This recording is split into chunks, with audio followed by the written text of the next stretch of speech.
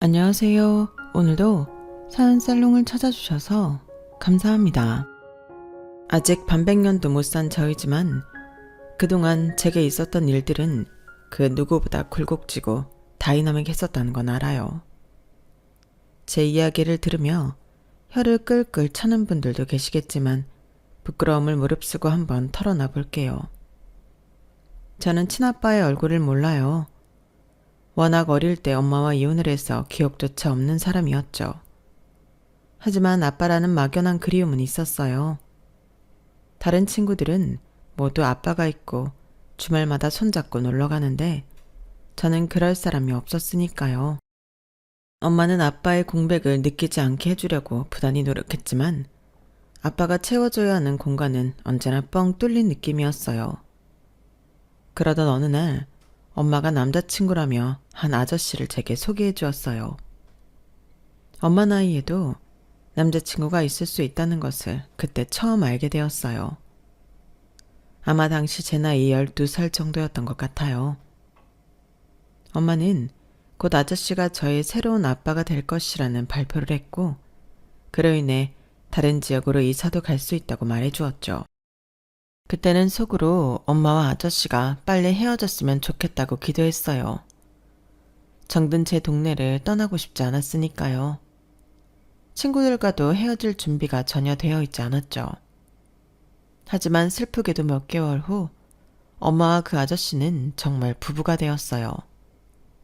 엄마 손에 이끌려 낯선 동네로 오게 되었고 전학 온 저를 바라보는 새로운 아이들의 눈이 무서웠죠.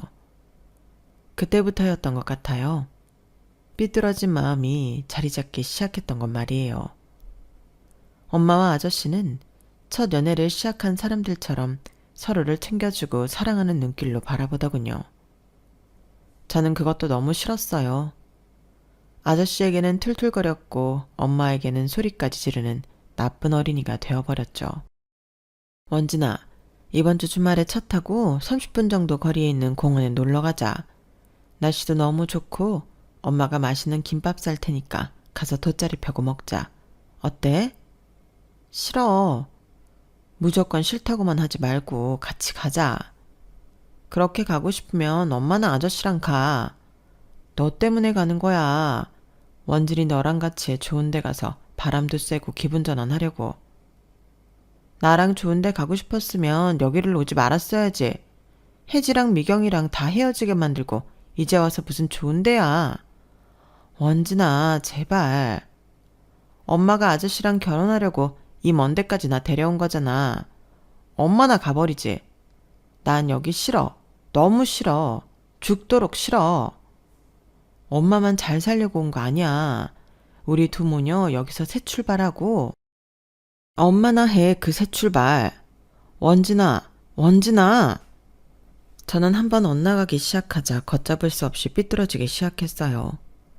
중학교에 들어가서 저의 비행은 더욱 심해졌죠. 더원진, 너 제정신이야?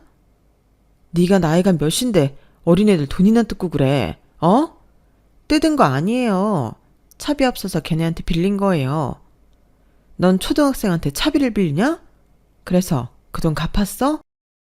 그냥 나중에 만나면 갚으려고 했어요. 너 이렇게 막 살다가는 학교 잘려. 알어? 네 인생도 잘린다고. 내일 당장 어머니 모셔와.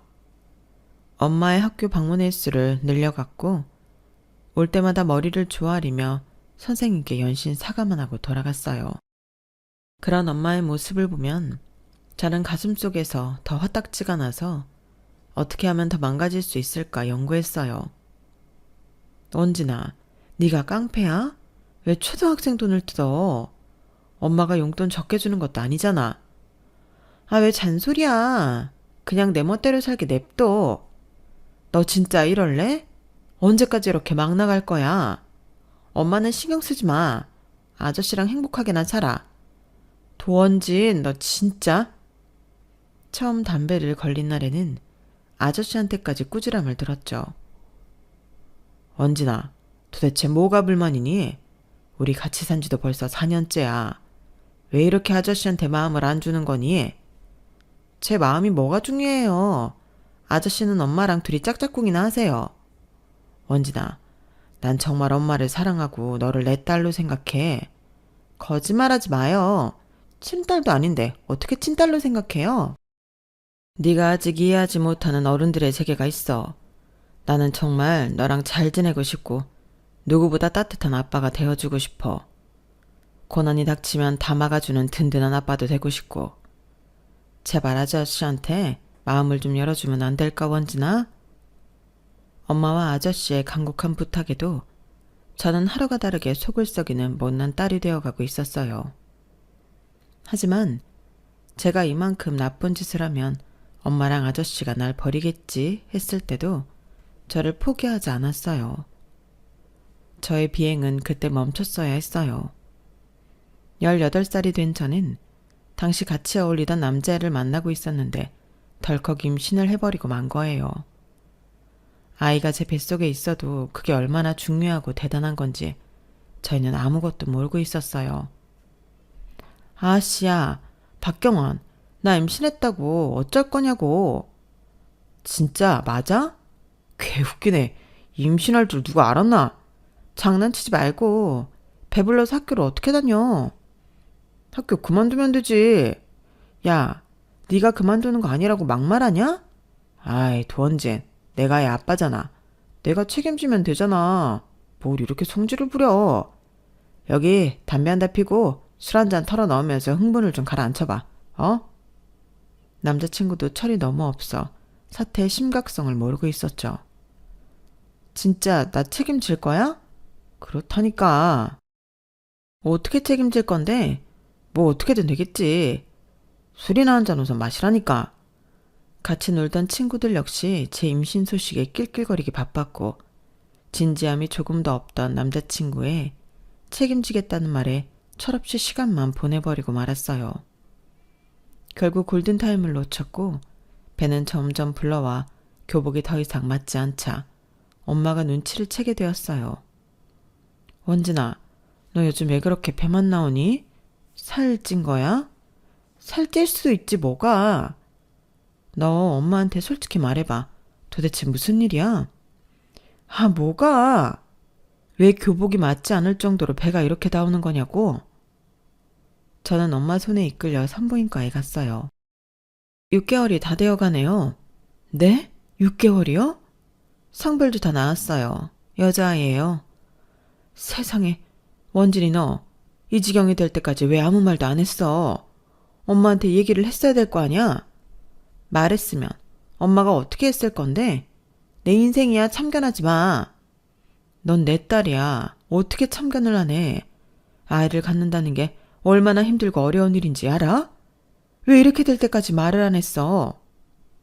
엄마는 그날 제 앞에서 통곡을 하며 울었고 저는 그때까지도 엄마가 쇼를 한다고 생각해 팔짱만 끼고 앉아 있었어요. 그날 저녁 엄마는 삼계탕을 끓여놓고 아저씨와 함께 식탁에 둘러앉았어요. 원진아, 얘기 들었다. 너를 비난할 생각 추호도 없다. 하지만 미리 우리에게 알려줬다면 너 혼자 이렇게 배만 키우고 있지 않았을 거 아니니? 어? 말했으면 애 지우라고 했을 거 아니에요. 뭐? 아니다. 절대 아니야. 내가 아저씨 말 어떻게 믿어요? 내가 하는 짓들은 다 병신같이 바라보면서 임신했다고 하면 당장 데려가서 수술이나 시키려고 했을 거 아니에요. 착한 척하지 마요. 도원진! 김이 모락모락 나는 삼계탕에는 손도 대지 않고 아저씨는 화가 나 집을 나갔고 엄마는 절망스럽게 고개를 떨구고 있었어요. 우선 먹어. 뭐? 그동안 너 집에서 밥 먹은 적 거의 없잖아. 엄마가 먹은 게 다 애기한테 가는 거야. 지금부터라도 영양가 있는 거 챙겨 먹어. 먹고 싶은 거 있으면 다 말하고. 그 와중에도 엄마는 제 앞으로 삼계탕과 반찬들을 밀어주며 안쓰러운 눈으로 저를 바라보았어요. 내일 그 남자의 집이랑 만나보자. 그 집 부모님은 어떻게 생각하시는지 얘기 좀 들어보자. 며칠 후 저는 엄마와 남자친구 그리고 그의 엄마 넷이 한자리에 있게 되었어요. 남자친구 엄마는 벌써 팔짱을 끼고 앉아 제게 시선도 주고 있지 않았어요. 이런 일로 뵙게 돼서 송구스럽습니다. 어쨌든 이미 벌어진 일이고 어떻게 하면 좋을지 말씀을 좀 들어보고 싶습니다. 도대체 딸 간수를 어떻게 하면 배가 저렇게 될 때까지 모르고 있어요? 세상에, 우리 경환이는 맞는 거예요? 맞다니까. 엄마는 내 말을 왜 못 믿어? 조용히 해 이놈아. 뭐가 잘났다고 주둥이를 나불거려? 아주 이상한 애들이랑 어울리고 다닐 때부터 내가 다 알아봤다. 너 고작 18살이야. 그런데 애 아빠가 되겠다고? 너 그게 얼마나 힘든 건지 알아? 아, 그래서 어쩌라고. 지금 와서 애도 못 된다는데 어떡하라고. 아, 진짜 내 속만 터지지. 내가 이걸 아들놈이라고 키워갔거든. 가슴팍을 연신 치는 남자친구의 엄마가 저는 조금도 마음에 들지 않았어요. 하지만 그 당시에는 뭐에 홀렸는지 아이를 책임지겠다는 남자친구의 허풍 떠는 모습에 조금 안심이 되더군요. 지금 생각하면 눈에 뭐가 씌었던 것 같아요. 결국 저희는 정말 작은 투룸집에서 동거를 시작하게 되었어요. 둘 다 학교 졸업은 꿈도 꿀 수 없어 자퇴를 했고요. 남자친구와 살기 시작한 그 집도 엄마와 아저씨가 거의 대준 것인데 저는 고맙다는 말 한마디 하지 않았죠.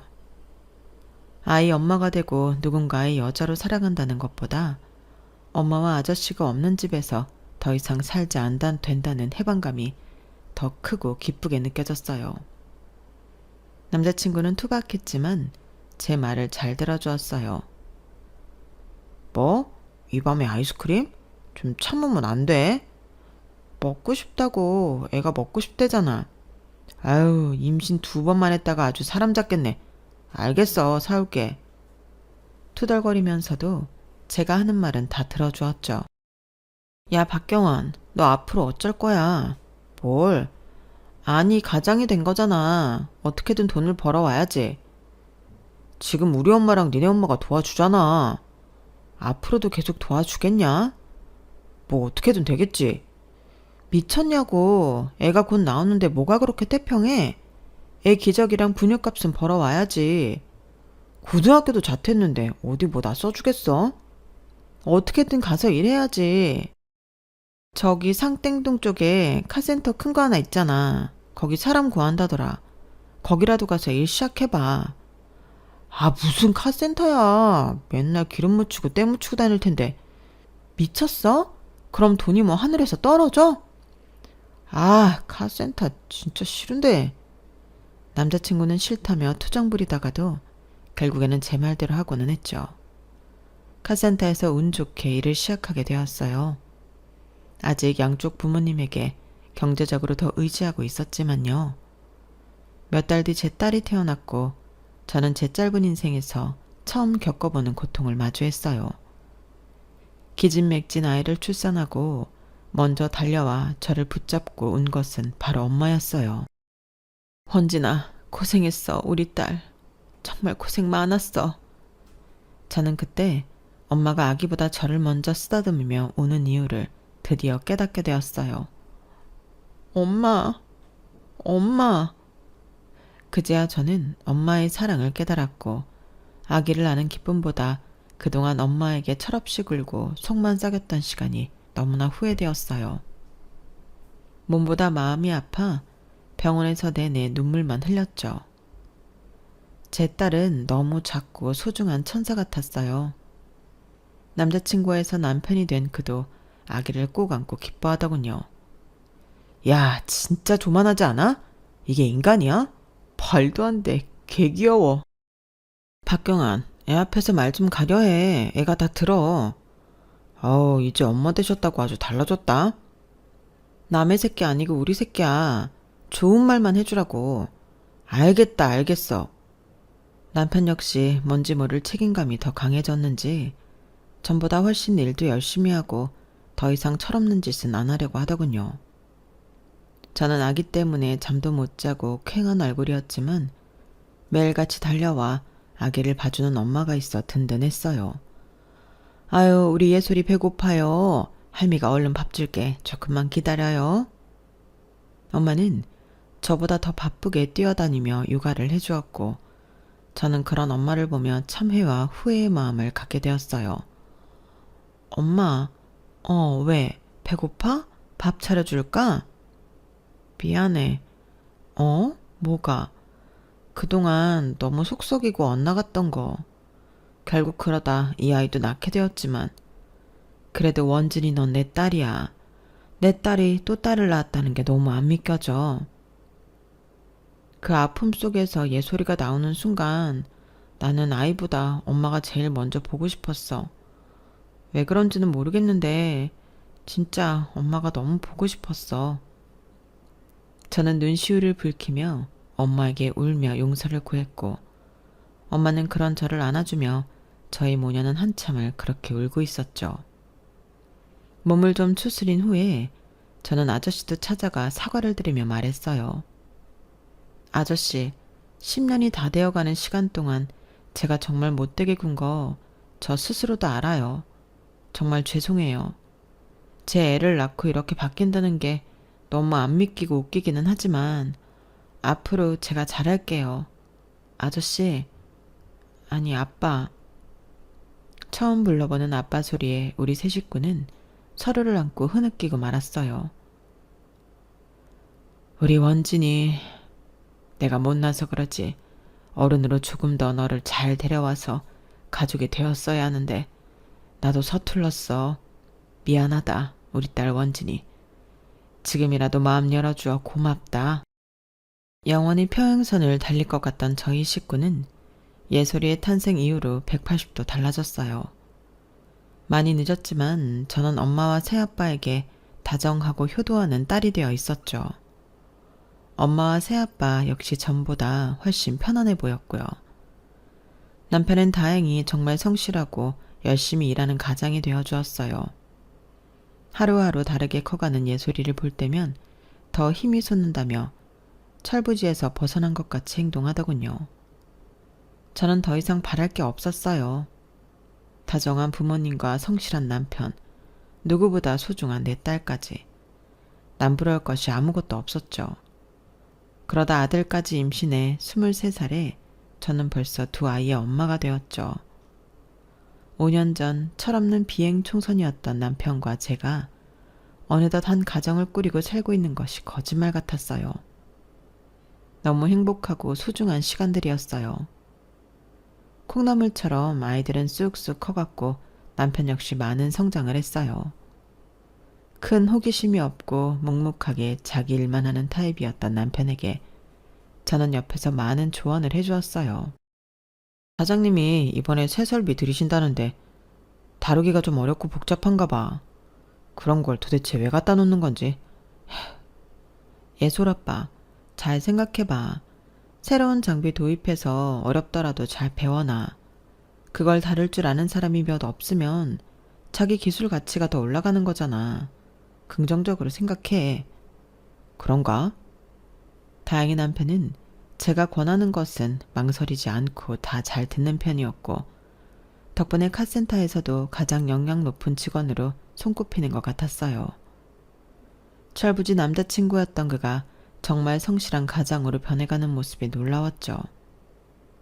몇 년 뒤 사장님이 개인 사정으로 카센터를 접고 다른 지역으로 가게 되었는데 제가 남편에게 그곳을 인수해서 사업을 키워보자고 독려했어요.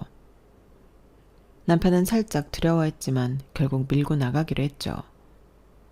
초반에 가게 인수 때문에 이리저리 돈을 빌려야 해서 조금 힘들었지만 남편은 곧 모든 것을 제자리에 돌려놓더군요. 카센터를 인수한 지 8년 만에 모든 빚을 갚고 옆에 있던 3층짜리 건물까지 매수할 생각까지 하고 있었죠. 당시 저와 남편 모두 30대 초반의 나이였고 남편은 점점 성공한 사장님 소리를 들으며 어깨에 힘을 주고 다니게 되었어요. 저 역시 일찍 성공한 남편이 자랑스러웠고 대단하다고 느껴졌어요. 우리 예솔아빠 고등학교 때는 공부는 안 하고 맨날 뒷골목 가서 담배나 뻑뻑 피워대면서 술 마시던 모습은 어디 가고 이렇게 사장님 소리 들으면서 비싼 시계 차고 다닐 줄이야 누가 알았겠어. 그때 카센터 내가 인수한 게 신의 한 수였지. 지금 리모델링하는 옆 건물 있잖아. 거기 완전 외제차 덕후들이 환장할 만한 것들로 꾸며놓을 거야. 그럼 앞으로 돈 많은 손님들이 더 많이 오겠지. 돈을 깔고 앉게 생겼어. 그동안 정말 고생 많았어. 어린 나이에 아빠 되어서 열심히 일하고 애들 잘 키워줘서 고마워. 원진이 너 없었으면 나도 뭐 아직 개털이었겠지. 이래서 남자는 여자 말 들어야 한다나 봐. 하지만 우리 행복도 채 오래가지 못했어요. 남편의 사업은 점점 속도를 내며 상승선을 탔고 주변에서 유혹의 손짓도 많이 받게 되더군요. 이번에 김민철 그 자식이 외제차 딜러 새로 시작했다고 나랑 동업하자고 하더라고. 내 쪽으로 소개 많이 해주겠다고 같이 일하자고 그러네. 예솔아빠, 민철씨 지난번에 음주운전해서 이혼당하고 재산 다 말아먹은 그 사람 아니야? 외제차고 뭐고 그런 사람이랑은 거리 두면서 지내. 걔 완전 옛날 버릇 다 고치고 새 사람 됐어. 외제차 가진 차주들이 돈을 잘 쓴단 말이야. 도움이 많이 될 것 같은데. 아무리 그래도 그 사람이랑 같이 일하는 건 좀 아닌 것 같아. 잘 생각해봐. 그렇게 위험한 거 아니래도. 남편은 자신의 성공이 뻗쳐나갈수록 더 이상 제 말에는 귀 기울이려 하지 않았어요. 오히려 잔소리를 듣고 귀찮아하기 시작했죠. 예솔아빠, 이 위스키 또 어디서 났어? 엄청 비싼 거라며. 산 거야? 야, 내가 내 돈으로 위스키 하나 못 사 먹냐? 여러 개 사서 주변 사람들 좀 나눠줬다. 왜? 뭐? 뭐하러 그렇게 돈을 써? 참 말 많네. 내가 그렇게 하겠다면 그렇게 하는 거지 뭔 참견이야. 그리고 나 내일 필드 나갈 거니까 옷이랑 준비 좀 해놔. 엊그제도 다녀왔잖아. 가게 요즘 정신 없는 것 같던데 그런 취미생활은 좀 나중에 하고 우선 가게 신경 쓰면 안 돼? 도대체 네가 뭘 안다고 그렇게 나서. 가게랑 상가 일이야 내가 다 알아서 잘하고 있다고. 이제 그렇게 주제 넘는 지적질 좀 하지 마. 알았어? 주제 넘는 지적질? 언제는 이것저것 신경 써주고 조언해줘서 고맙다며. 필요 없다고. 지금 나 잘 나가는 거 안 보이냐고. 네가 아무리 입으로 씹으려도 내가 잘못했으면 여기까지 왔겠냐? 당신이 잘못했다는 게 아니라 요즘 당신 너무 소비가 지나치고 정신이 다른 곳에 팔려있는 것 같아서 그래. 아, 답답해. 너랑 말을 말자. 말을 마. 남편은 술자리, 골프 염수 등을 핑계로 집안에 소홀하기 시작했어요. 집에 있을 때는 아이들은 본체 만체하고 게임만 하며 시간을 보냈죠. 남편이 조금씩 이상하게 변해가고 있었어요. 자기 오늘 일찍 오지? 오면 예솔이랑 진솔이 저녁 좀 챙겨줘. 나 오늘 저녁 수업 있어서 좀 늦어. 뭔 수업? 얘기했잖아. 나 내일 학원 다닌다고. 이미 시작한 지 2주나 됐어. 네가 언제 얘기했어? 내일은 무슨 내일이야. 그냥 집에서 살림이나 잘해. 애들이나 잘 키우고. 나도 이제서야 하고 싶은 거 좀 해보려고 도전한 거야. 애들도 어느 정도 컸으니까. 저녁 정도 신경 좀 써달라는 건데 그게 그렇게 어려워? 매일 그런 것도 아니고 오늘 하루뿐이잖아. 나가서 돈 벌면 아주 눈에 쌍심지를 켜고 덤비겠네. 그런 내일 배워서 어디에 써먹는다고? 당시 저는 내일에 관심이 많아 민간 자격증 취득을 도와주는 학원에 다니고 있었어요. 아이들이 조금 더 크면 저도 제 힘으로 돈을 벌고 사회생활도 하고 싶었거든요. 그런데 남편은 제가 뭘 좋아하는지도 모르고 관심도 없더군요. 저희 부부 사이의 틈이 조금씩 더 벌어지고 있었죠. 제가 하는 일에 태클 거는 것은 아무것도 아니었어요. 남편은 저희 부모님까지 툭 하면 무시하기 일쑤였죠. 이번에 아빠 생신이야. 애들이랑 같이 갈 거니까 다른 약속 잡지 마. 아, 너희 새아빠? 뭐? 갑자기 왜 그래? 갑자기 생각해보니까 친아빠도 아닌데 뭐하러 매년 생일까지 챙기나 싶어서. 친아빠 새아빠가 어딨어. 지금까지 나 잘 길러주신 분한테. 그래. 우리 원진이가 어릴 때 참 속 많이 썩혀드리긴 했지. 왜 옛날 얘기를 들먹여? 장모님도 어릴 때 좀 노셨나? 그래서 네가 그때 그렇게 환장하고 논 거였나? 야, 박경환. 갑자기 또 무슨 시비야. 우리 엄마가 논 거랑 나랑 무슨 상관이야? 뭐 유전자가 좀 영향이 있나 싶어서. 우리 예솔이 진솔이도 조심해야겠네. 엄마가 보통 양아치였어야 말이지. 나만 그랬어? 너도 생 양아치였거든? 누가 뭐래? 그래서 우리가 사고쳐서 18살에 예솔이 낳았잖아. 남편의 시비조는 어디로 튈지 몰랐어요. 저와 저희 부모님까지 다 조롱하더군요. 그뿐이 아니었어요. 이번 달에 진솔이 학원 하나 더 다니고 싶대. 생활비 조금만 더 붙여줘. 내가 ATM 기계냐? 뭐 카드 넣으면 돈 뺄게? 왜 이렇게 돈돈거려? 네가 벌어서 학원비 대줘. 나도 지금 내일 직원 구하는데 알아보고 있어. 그 전까지는 내가 돈 넣을 데가 없잖아. 그리고 내가 쓰는 것도 아니고 애가 욕심이 나서 학원 더 다니고 싶다고 하는 건데 그걸 어떻게 잔소리하면서 할 얘기야? 다라고 뭐 찌르면 돈이 마구 나온 줄 아냐? 당신이 지난달 상가 수입 전보다 더 많았다고 좋아했잖아.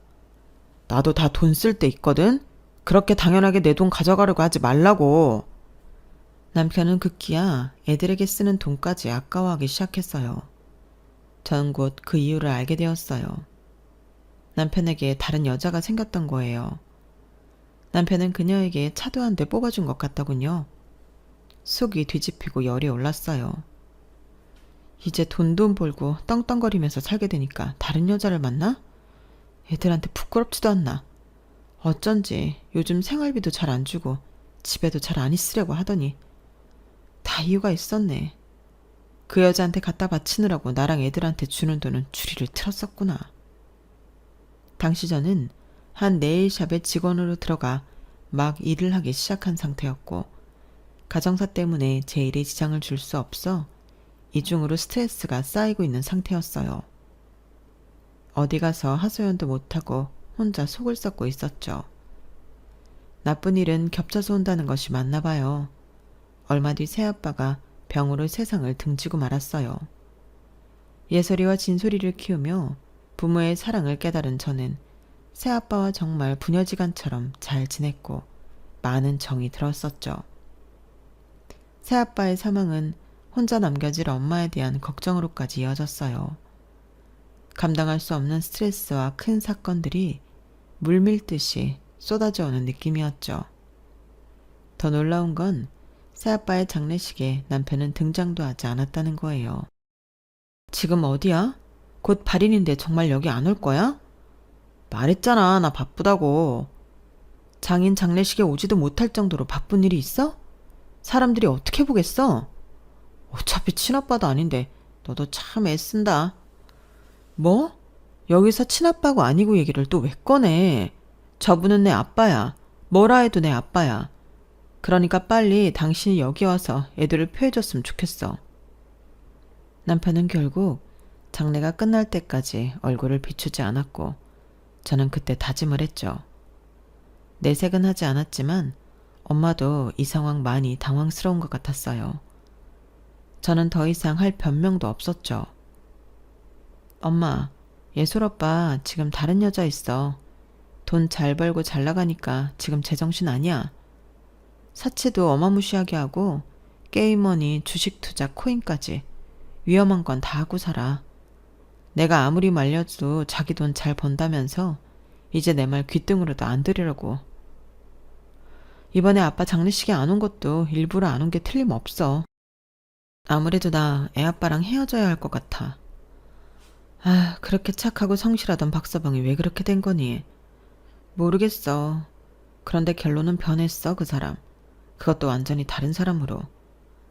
애들 때문에 아주 조금 더 참아볼까 하면서 살았는데 이제는 더 이상 안 되겠어. 얼마 되진 않았지만 나도 네일샵에서 일 시작했고 애들도 다 커서 괜찮아. 나 이혼할게. 엄마는 아빠의 장례 이후 갑자기 닥친 제 이혼 이야기까지 심란하고 답답한 모습을 숨기지 못하였어요. 하지만 당사자인 제가 더 힘들 것을 알기에 묵묵히 저를 응원해 줄 뿐이었죠. 딸과 아들을 앉혀놓고도 이야기했어요. 사정을 다 말하고 나니 아이들은 쿨한 태도로 오히려 제게 말하더군요. 하세요, 이혼. 우리도 엄마 혼자 힘들어했던 거 다 알아요. 아빠가 다른 여자 만나는 것도 알고 있었어요. 맞아요. 아빠는 이제 우리한테 관심도 없잖아요. 외할아버지 장례식에는 오지도 않고 외할머니 무시하는 말투까지 저희도 다 느끼고 있었어요. 저희는 엄마 편이에요. 너무 미안하고 엄마가 할 말이 없어. 좋은 어른의 모습을 보여줬어야 하는데 너희한테 가장 미안해. 엄마가 아빠랑 이혼하고 너희가 엄마랑 살면 지금처럼 이런 생활 누리기는 좀 어려울 거야. 그래도 괜찮니? 괜찮아요. 이런 거 다 필요 없어요. 고맙게도 아이들 역시 제 편에 서주었고 남편과 순조롭게 이혼하는 일만 남게 되었죠. 저는 한 달 넘게 이것저것 많이 알아보고 다녔어요. 무조건 아무 생각 없이 그 집에서 나오면 저뿐만 아니라 아이들까지 고생할 것이 뻔했죠. 저희 셋과 엄마까지 4명이 살 수 있는 집도 알아보고 네일샵 일도 더 열심히 해서 페이를 올릴 수 있는 방법도 알아보았어요. 알아만 본다고 해결되는 것은 없지만 유비무환이라고 조금 든든한 마음이 생기더군요. 며칠 뒤 엄마의 72번째 생일이 돌아오는 날이었어요. 우연찮게도 저희 엄마와 시어머니의 생신이 같은 날이었고 그동안 엄마의 생신은 항상 뒷전이었던 느낌이라 죄스러운 마음이었죠. 이제는 누구보다 엄마의 생신을 먼저 챙길 수 있게 된 것이 기뻤어요. 엄마가 좋아하는 잡채와 떡갈비를 만들어 담아갈 그릇에 담고 있을 때였어요.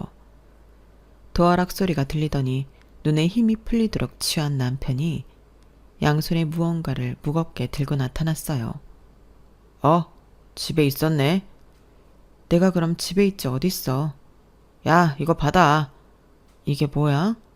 저기, 뭐지? 저기, 너희 어머니 생일이잖아. 그치? 내가 그래서 케이크 좀 사왔지. 뭐? 저는 솔직히 내심 좀 놀랬어요.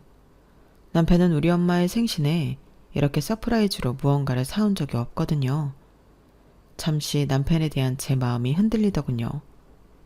케이크를 제게 건넨 남편은 신발을 벗고 거실에 명품 브랜드 쇼핑백을 힘없이 내려놓았어요.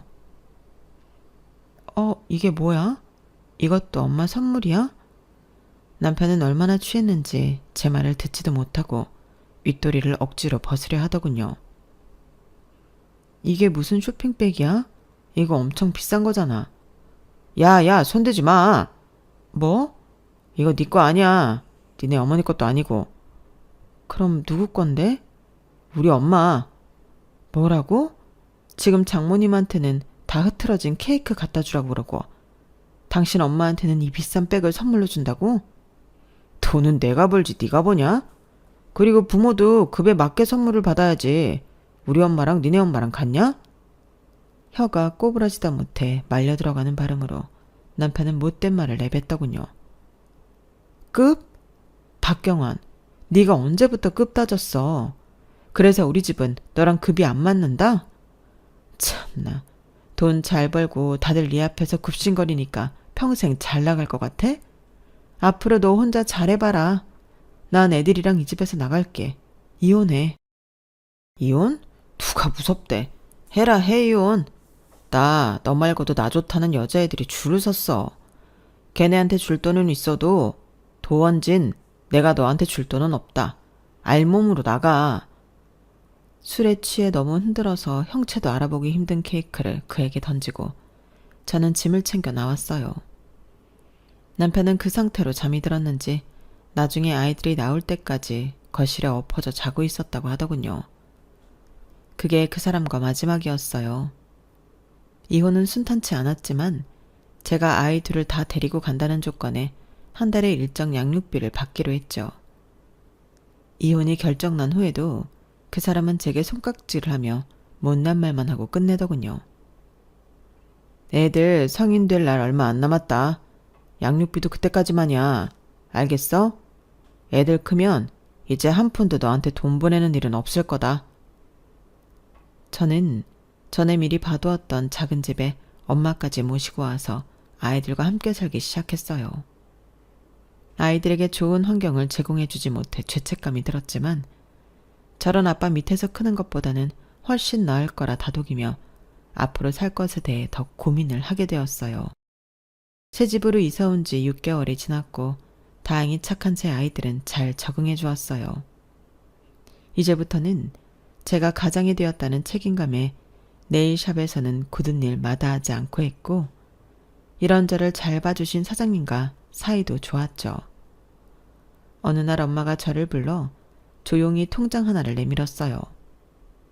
엄마, 이게 뭐야? 돈이야. 어? 무슨 돈? 저는 통장을 열어보고 제 눈을 몇 번이나 씻어가며 액수를 세보았어요. 1, 10, 100, 1000만, 10만, 100만, 1000만, 억, 10억, 15억?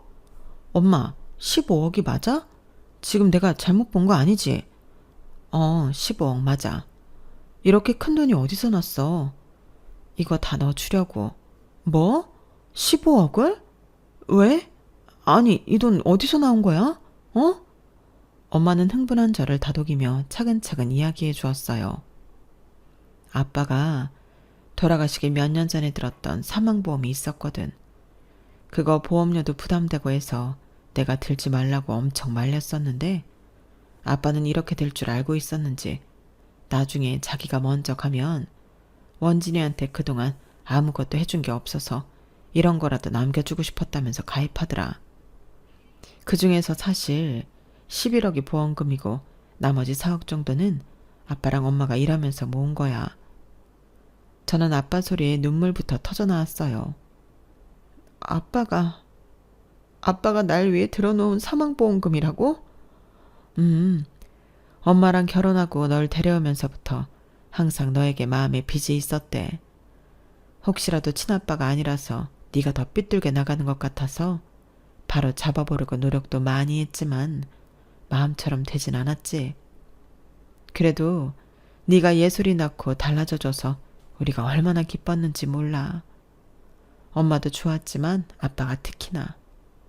드디어 원진이 네가 자신을 아빠로 생각해주는 것에 대해 울면서 기뻐했어.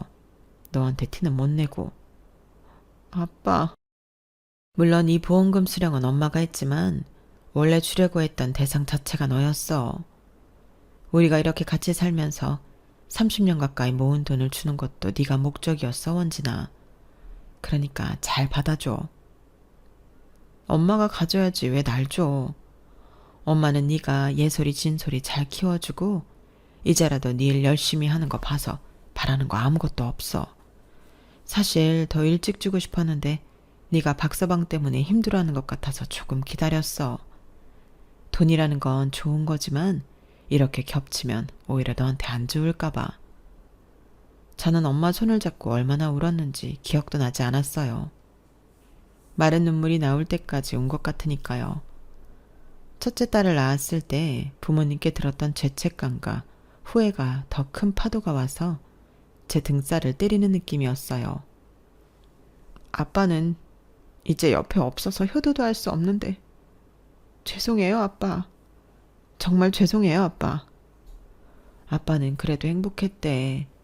원진이 너 같은 딸의 아빠가 된 것도 다 하늘의 뜻이었고 네가 손주를 안겨준 것도 모두 너무 좋았다고 엄마한테 그랬어.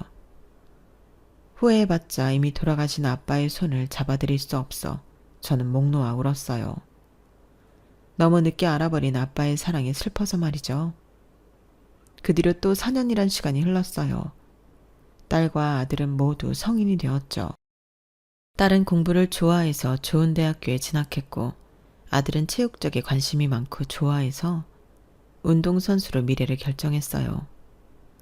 저는 여전히 네일샵에서 열심히 일했고 엄마도 이목 가게 일을 도와주며 적지 않게 경제적 도움을 주고 있었죠. 통장 안에 15억은 나름 재테크도 잘하고 굴려 2억 정도 더 불려놓았어요. 통장 잔고를 볼 때마다 뿌듯하고 기분이 좋았어요. 깊고 어두운 터널을 지나는 듯 좋은 일들은 또 한꺼번에 몰려오더군요. 엄마와 아이들과 긴 논의 끝에 저희는 건물 하나를 사서 새로 시작하기로 했어요. 꿈에만 그리던 제 네일샵을 차리기로 한 거죠. 여러 부동산 업자들을 만나서 발품을 팔아 마음에 드는 건물들을 보고 다녔어요. 여기 이상가입니다. 작아 보이지만 실제로 내부의 평수도 아주 잘 빠졌고 주변 상권도 좋습니다. 여기는? 원진아, 여기 전에 그 건물 아니니? 진짜네? 예솔아빠 상가. 아직 사업 잘하고 있는 줄 알았더니 왜 매물로 내놨지? 더 좋은 소식은 경매로 싸게 사실 수 있다는 겁니다. 이렇게 좋은데 정말 좋은 가격에 나왔어요. 경매요? 네. 여기 원래 옆에 카센터 하던 분이 외제차 타는 사람들 대상으로 좋은 것들 죄다 댕행옥 장가했었는데 어느 날부터 힘들어진 것 같더라고요. 6개월도 못 버티고 압류당했어요. 네? 망했다고요? 저도 정확히는 모르겠지만 아무래도 차장으로 있었던 사람이 좀 씀씀이도 크고 가게는 직원들한테 맡기고 밖으로 많이 나돌았나 봐요. 외제차 끌고 다니는 사람들은 신뢰가 생명인데 사장 얼굴을 보지도 못하고 맨날 어설픈 직원들한테 호갱질이나 당하니까 발길을 뚝 끊었다고 하더라고요. 뭐 영원히 잘 살 줄 알았나 보죠. 저는 엄마와 서로 쳐다보며 놀란 표정을 감추지 못했어요. 나중에 추가로 한 사실이지만 결국 전 남편은 여자, 게임, 주식, 사치, 골프, 음주 등등 제일 나쁜 것들만 골라 했고 자연스럽게 파산의 길을 접어들었다 하더군요. 더 놀라운 것은 그이가 자신의 어머니에게 생신 선물로 준 정말 비싼 명품백마저 전당포에 맡기고도 찾아가지 못할 정도로 돈이 궁했었다고 해요. 참 무서워야 할지 울어야 할지 모르겠더군요. 어쨌든 저와 엄마는 그 건물을 소유하게 되었고 1층에 제 네일샵 외에도 2층과 3층에 뷰티 관련 샵으로 오픈해 손님들의 발길이 끊이지를 않는답니다. 벼는 익을수록 고개를 숙인다는 옛말이 틀리지 않은가 봐요. 저는 언제나 겸손하게 살기로 다시 한번 다짐했어요. 여기까지가 제 사연입니다. 앞으로도 잘 살라고 응원해주세요. 여러분도 항상 건강하시고 부자 되시고요. 여러분의 사연에 댓글에 응원과 현명한 조언 부탁드려요. 좋아요와 구독은 저에게 큰 힘이 됩니다. 오늘도 좋은 일 가득하세요.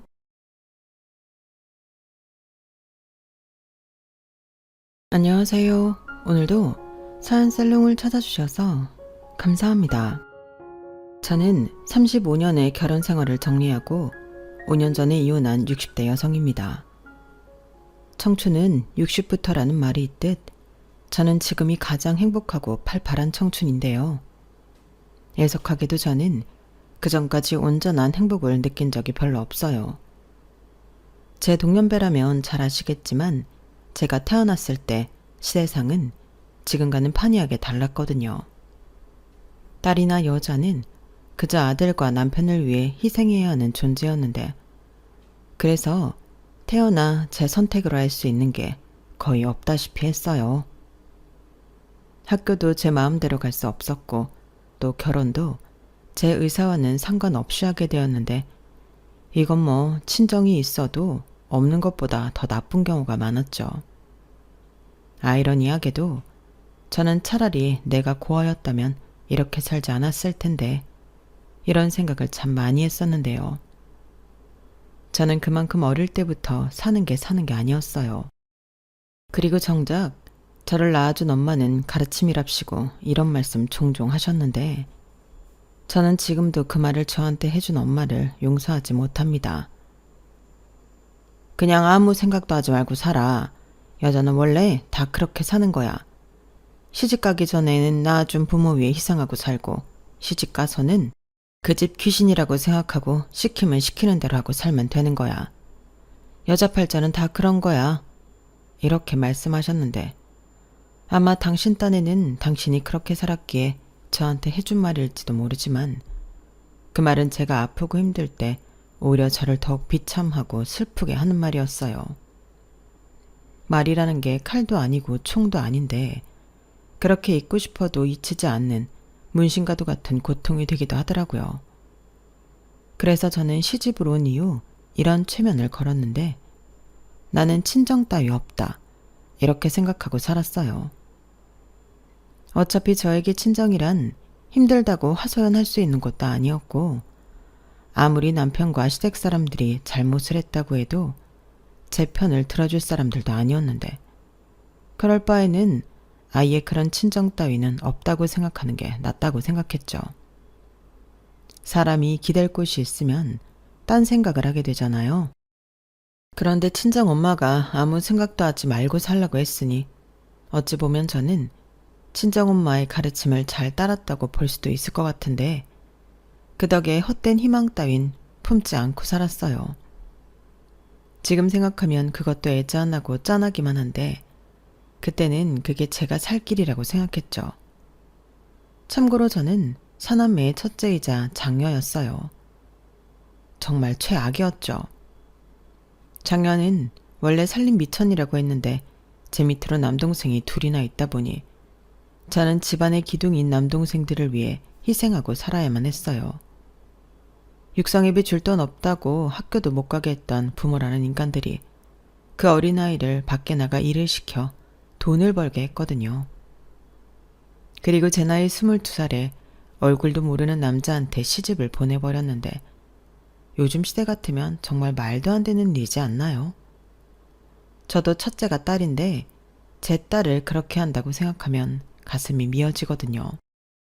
그런데 저를 낳아준 제 부모는 그런 사람이었어요.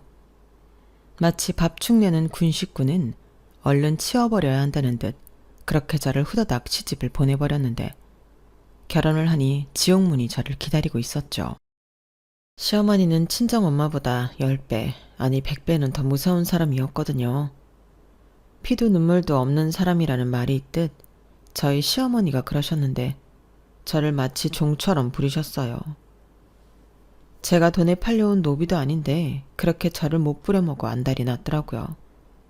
그러면서 늘 입에 달고 사는 말이 있었는데요. 원래 우리 집은 대대로 양반집이다. 지금은 힘들어서 너 같은 것도 며느리로 들였지만 10년 전만 해도 어림도 없는 일이었어. 그러니까 너는 감사한 마음으로 살고 국을 엎어져서 들어도 못 들은 척 입이 있어도 벙어리처럼 시어른 봉양 잘하고 남편 내조에 힘쓰면서 대이을 아들이나 순풍순풍 낳아라. 그게 네가 목숨 걸고 해야 하는 일이야. 명심해. 이렇게 말씀하셨어요. 양반 집안은 무슨. 그놈의 집구석은 양반의 양자도 꺼낼 수 없는 대대로 상놈의 집안이었는데 시어머니는 뻔뻔하게도 아무렇지 않게 저에게 그런 거짓말을 했더라고요. 게다가 더 웃긴 건 저희 시어머니의 정체였는데 저희 시어머니는 조강지처가 아니고 첩으로 들어와 안방에 눌러 앉은 위인이셨어요. 그리고 남편은 시어머니가 안방을 차지하게 해준 선물 같은 존재였는데 돌아가신 시아버님의 조강지처라는 분이 자식을 낳지 못하시나 보더라고요. 그래서 밖에서 시어머니를 만나 남편을 만들어 집에 들어왔다는데 그 길로 조강지처는 소방 맞듯 쫓겨났다 하더라고요. 저는 그걸 한참 뒤에 집안의 다른 어른에게 들어서 알게 되었어요. 그 작은 어머니라는 분이 저희 시어머니를 상당히 싫어하는 분이셨거든요. 그러니 그런 얘기도 그 집 며느리인 저한테 해주신 건데 너무 기가 막혔죠. 그래도 제 남편의 생모인 건 맞기에 이리 보나 저리 보나 제 시어머니는 맞았는데 남편도 허구한 날 술과 노름에 빠져 있어 일도 하지 않는 남봉꾼이었어요. 그러니 결혼 생활이라고 할 것도 없이 저만 혼자 너무 힘들었는데 남편이 저러면 집구석에 돈이라도 많으면 얼마나 좋아요. 하지만 그 집구석엔 돈도 없었고 식구만 많았으니 저는 돈까지 벌어야 했어요. 게다가 남편은 애 둘 낳고는 저 같은 여자는 싫다며 걸핏하면 이혼 타령을 했는데 그때는 참 비참했죠. 저도 사람인데 뭐 때문에 이런 취급을 받고 이 집에서 희생만 하고 사나. 모든 것이 끔찍하게 느껴졌어요. 그렇다고 용감하게 이혼할 생각은 꿈에도 하지 못한 저였는데 타임머신이라는 게 정말로 있다면 저는 그때로 돌아가 한심하게 참고만 산 젊은 저에게 그냥 해버려 이혼 그까짓 거. 네가 먼저 하자고 해. 라고 해주고 싶은데 그렇지 못하는 게 안타까울 뿐입니다. 저는 그때도 저희 친정엄마의 가르침대로 제 팔자려니 하고 살았어요. 생각을 하지 않으면 괴롭지 않을 거라는 그 말이 싫으면서도 그 생각을 하게 되더라고요. 지금 같으면 그런 짓을 하고 살 여자가 있겠냐마는 저는 한심하게도 그러고 살았네요. 이건 변명 같은 소리일 수 있는데 저는 주변에서 그런 깨어있고 주체적인 여자들을 본 적도 없었거든요. 게다가 이혼한 여자는 무슨 주홍글씨처럼 낙인이 찍혀 제대로 사람으로 인정도 받지 못하는 것처럼 여겨졌는데 그게 뭐라고. 저는 그게 무서웠어요. 이혼, 그거 진짜 별거 아니고 오히려 내 삶을 찾는 고마운 일이었는데 누가 그런 인식을 만들었는지 그 인간 낯짝을 지금이라도 한번 보고 싶은 심정입니다. 그래도 위안이라고 한다면 위안인 게 저만 그렇게 살진 않아 덜 괴로웠어요. 제 나이대 여자들은 불쌍한 사람들이 많거든요. 하나같이 가엾고 안쓰럽고 사연 없는 여자들이 없는데 그때도 가뭄에 콩나듯 자기 생각이 분명하고 남편한테 사랑받으며 시댁에 인정받는 여자들이 있기는 했어요. 하지만 그런 여자들은 대부분 있는 집에서 애기씨 대접받고 산 부류의 여자였고 평범한, 아니 가난하고 형제 많은 집에서 태어난 저 같은 여자는 제각각 모양새는 달라도 비슷하게 인생이 흘러가듯 보였는데 그 와중에 남편이라도 잘 만나면 또 처지가 달라졌죠. 그런데 저는 여러모로 아주 운이 억세게 나쁜 경우였고 제 손으로 이걸 끝낼 방법은 그저 시간밖에는 없었는데 그때는 줄곧 그런 생각을 했거든요. 설마 인생이 계속 지금처럼 억울하기만 할까? 살다 보면 시어머니도 힘 빠지고 남편도 내 눈치 보고 살 날이 오지 않겠나. 이런 생각만으로도 당장은 힘이 났는데 그때 가서 복수하겠다고 생각하며 일을 갈았던 거죠. 그리고 솔직히 밖에 나가서 일하는 건 싫어하지 않았는데요. 집에서 시어머니 구박을 받고 있는 것보다 나가서 돈 버는 게 좋았어요.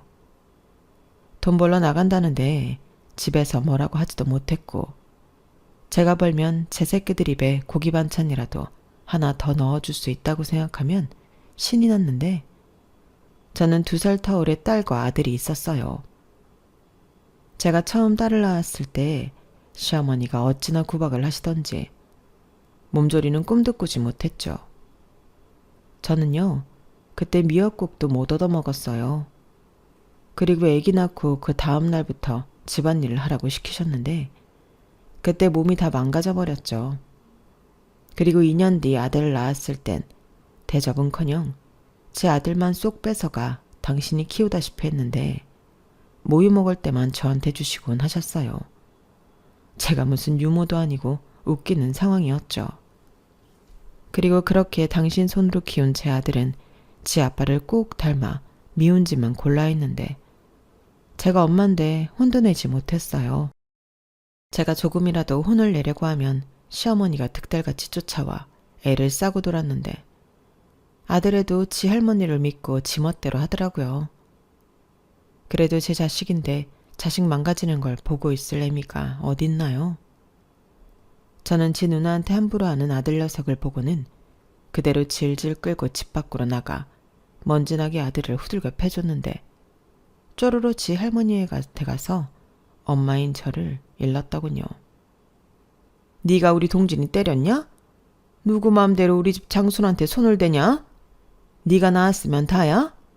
어디서 귀한 내 새끼한테 매질을 해? 너 미쳤어? 어디 너도 똑같이 내 손에 쳐맞아 봐라. 너 이리 당장 와. 시어머니는 이렇게 화가 단단히 나서 제 머리채를 잡았는데 자식들 보는 앞에서 너무 수치스러웠어요. 그래서 이번만큼은 못 참겠다 싶어 시어머니를 바닥에 밀쳐버렸는데 설마 하니 제가 당신보다 힘이 없겠냐고요. 그러자 바닥에 낮아빠진 시어머니가 아유 며느리가 시애미 잡네. 동네 사람들 여기 좀 와보쇼. 며느리가 시애미를 잡아요. 라고 큰 소리로 외쳤는데 저는 그러거나 말거나 또 아들내미를 잡아 끌어다 회초리를 들었어요. 너 때문에 벌어진 일이라고. 어디 저 낳아준 엄마를 이렇게 무시하냐고. 계속 그러면 너 같은 아들 없다고 생각한다 했는데요. 아들애는 그때도 엉엉 울면서 할머니만 찾더군요. 이렇듯 제 아들인데 시어머니 때문에 자식 농사도 일찌감치 망친 것 같아 속상했죠. 그리고 내 아들도 애들 아빠처럼 살게 될까 밤에 잠도 오지 않았는데 그에 반면 저희 딸은 똑똑하고 야물고 속이 깊은 아이였어요. 하지만 시어머니는 기집애라고 또 함부로 하고 당신 손자와 차별하셨는데 차마 저한테 말은 다 하지 않았겠지만 저희 딸도 많이 힘들어 울었을 거라 생각합니다. 그래서 저는 시어머니가 더 미웠어요. 그럼 아빠라는 인간이 좀 나서서 자기 엄마한테 뭐라고 좀 해주려면 좋으련만 남편이라는 인간은 무슨 생각을 하고 사는지 당최 알 수 없었고 저는 밖에 나가 돈을 버는 데만 혈안이 되었어요. 그때는 돈이라도 벌어서 저희 딸 먹고 싶은 거 또 갖고 싶은 거 해주는 것만이 제가 딸을 위하는 방법이라고 생각했거든요. 하지만 나중에 딸아이가 그러는데 자기는 집에 엄마가 있는 게 가장 좋았답니다. 엄마가 돈 벌어 자기한테 뭘 해주는 것도 좋았지만 제가 없는 시간이 늘 힘들었대요. 그 말을 나중에 듣는데 어찌나 미안하든지 제 무지함을 뒤늦게 탓했는데 그때는 사실 그럴 이유가 또 있기도 했어요. 제가 처음 밖에 나가 돈을 번 곳이 식당이었는데 운 좋게 당시 일하던 식당 주인 아주머니의 마음에 들어 작게나마 제 가게를 할 수 있었거든요. 지금 생각해보면 그 주인 아주머니가 저를 불쌍하게 여겨 나름 저를 배려해 주신 것 같은데 그 아주머니도 이혼하고 할 줄 아는 게 밥하는 것밖에 없어서 식당을 차렸다고 하셨어요. 이혼하고 먹고 살아야 하는데 할 줄 아는 기술은 없지. 그렇다고 가방끈이 길기나 해. 그러니 어쩔 수 없이 늘 하던 음식 장사를 하게 됐다고요. 나는 선택사항이 없었어. 이렇게 말씀하셨는데요. 그러고 어쩌다 보니 가족이나 친구한테도 잘하지 않았던 제 이야기를 주인 아주머니에게 딱 한 번 한 적이 있었는데 저를 당신 젊었을 때와 비슷하다고 하셨어요. 그리고는 돈을 벌 수 있는 길을 열어주려 옆에서 도움을 많이 주셨는데 너무 감사한 은인이시죠. 그 덕에 저는 제 돈도 거의 들이지 않고 작은 국수집을 하게 되었는데 월급 사장이었지만 그래도 너무 행복했어요. 그 순간은 일을 하고 있어도 하나도 힘든 줄을 모르겠더라고요. 하지만 실상은 남편 노름빚 갚고 시어머니 쌈짓돈으로 들어가는 게 대부분이었는데 에휴, 이렇게 주저리 다 적으면 한도 끝도 없답니다. 제 인생이 그래요. 그러다 남편이 무슨 바람이 들었는지 정신을 차렸는데요. 어느 날부터 건축 설비 일을 배우러 다닌다고 하더라고요. 그리고는 월급 봉투라는 것도 가지고 왔는데 전부 시어머니 주머니로 들어가는 월급이었지만 남편이 저한테 돈 타령하지 않으니 저는 그것만으로도 너무 좋았죠. 그리고 저도 깨가 생겨 제가 버는 돈에서도 뒷주머니를 차기 시작했는데 그건 시어머니 때문이었어요. 저희 시어머니가 손주 손녀를 너무 차별하시는 게 늘 문제였는데 제 아들인데도 아들애가 하나도 예쁘지 않더라고요. 사실 그런 마음도 늘 불편했는데 저는 제 딸이 꼭 제 어린 시절을 보는 것 같아 더 마음이 갔어요. 저는 밑으로 남동생이 있었지만 단 한 번도 남동생들을 진심으로 좋아했던 적이 없었거든요. 그저 얄밉고 싫었는데 제가 낳은 아들인데도 지 할머니만 찾고 지 아빠만 닮아가니 정이 가지 않았어요. 내가 엄만데 이럴 수가 있나? 나는 모성애가 좀 이상한 엄마인가? 별의별 생각이 다 들었는데 아들애가 미운 짓을 하면 그렇게 꼴보기가 싫더라고요. 그리고 애를 그렇게 만든 시어머니는 더 밉고 싫었는데 시어머니는 과자나 주스 같은 것도 꼭 아들애만 사줬어요. 저희 딸도 당신한테는 핏줄이고 손녀인데 먹고 싶어하는 거 뻔히 알면서 사주지 않더라고요. 세상에서 가장 치사한 짓이 먹을 걸로 사람 차별하는 건데 저희 시어머니는 그런 치사한 짓을 많이 하셨죠. 그 덕에 저희 딸은 천덕꾸러기 마냥 지냈는데 어디서 그런 게 걸렸나 싶을 정도로 야물긴 했어요. 어린 그 엄마 걱정을 어찌나 끔찍해 하던지 저희 딸은 매번 힘들게 일하고 돌아온 제 팔과 다리를 하루도 빼먹지 않고 주물러주며 제가 아플까봐 늘 걱정하던 아이였는데 그런 고마운 딸에게 시어머니가 큰 상처를 준 적이 있었죠. 그날은 절대 저도 잊을 수가 없는데 왜냐하면 저희 딸의 학교에서 걸스카우트 모집하는 걸 보고 하고 싶다고 했거든요. 그건 전부터 저한테 얘기를 했던 거라 제가 시켜주겠다고 약속한 일이었는데 시어머니가 제가 신청서에 사인해준 종이를 보고 찢어버리셨어요. 무슨 기집애가 그런 돈 드는 걸 하겠다는 거야? 너 제정신이야? 그리고 이걸 네 엄마가 사인을 해줬다고? 이런 미친 것들. 어머니, 지금 뭐 하세요? 도희한테 왜 그러시는 건데요? 왜 제가 사인해준 신청서를 찢으시고. 네가 생각이 있어 없어? 어디서 이런 걸 사인을 해줘? 걸스카우트? 웃기고 있네. 아니, 동진이도 보이스카우트 하잖아요. 그런데 왜 도희만 못하게 하세요? 돈도 제가 줄 건데. 뭐야? 네가 돈 번다고 지금 시애미한테 유세 떠냐? 아이고, 서러워서 못 살겠네. 동네 사람들한테 네가 이런 싸가지 없는 년이라는 걸 알아야 하는데. 다 떠들고 다니세요. 그리고 도희한테 사과하시고요. 뭐야? 사과? 아주 이게 말로만 잡들을 하니까 얻어 터지고 싶어 환장했지. 네가 그러니까 우리 아들이 밖으로만 도는 거야. 우길 걸 우기세요. 어머니 아들 원래 집에는 안중에 없는 사람이잖아요. 이게 어디서 눈을 동그랗게 뜨고 시애미 앞에서 대들어? 너 지금 나랑 해보자는 거냐? 못할 것도 없죠. 저 지금까지 힘든 거 억지로 참고 누르고 살았어요. 그래도 어른이시니까 최대한 참고 살았는데 저도 제 딸한테 함부로 하시는 거 못 봐요. 그래서 뭐 네가 못 보면 어쩔 건데? 나를 이 집에서 내쫓기라도 할 거냐? 아니요, 그럴 수는 없죠. 대신 제가 나갈 수는 있어요. 그렇게 원하시는 아들 손자만 데리고 어디 한번 살아보세요, 그럼. 저랑 도희는 나갈 테니까. 뭐야? 너 지금 나 협박하냐? 그래서 뭐 이혼이라도 하겠다는 거야? 어디 여자가 겁대갈 없이 그딴 소리를 해. 그래, 어디 네 마음대로 한번 해봐라. 잘 됐네 오히려. 우리 아들 새장가 보내면 되니까.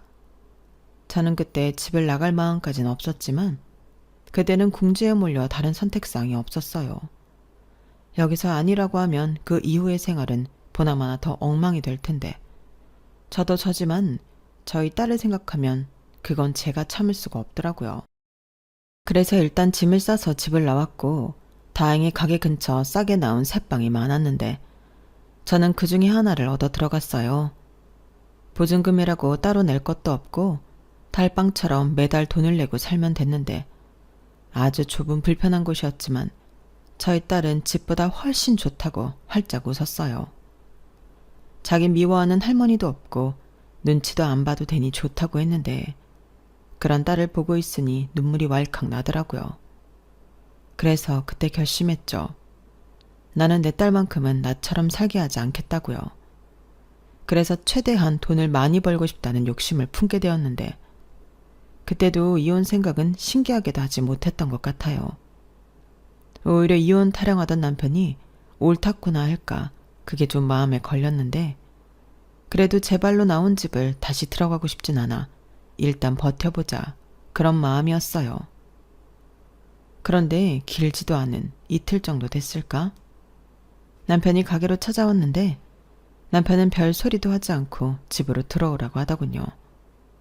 자기 엄마도 아무 소리 하지 않겠다고 약속을 했다며 그만 고집부리라고 했는데요. 꼬라지를 보니 제가 없어 남편도 시어머니도 불편함을 느끼는 것 같았어요. 저도 그때 그 생각은 했었거든요.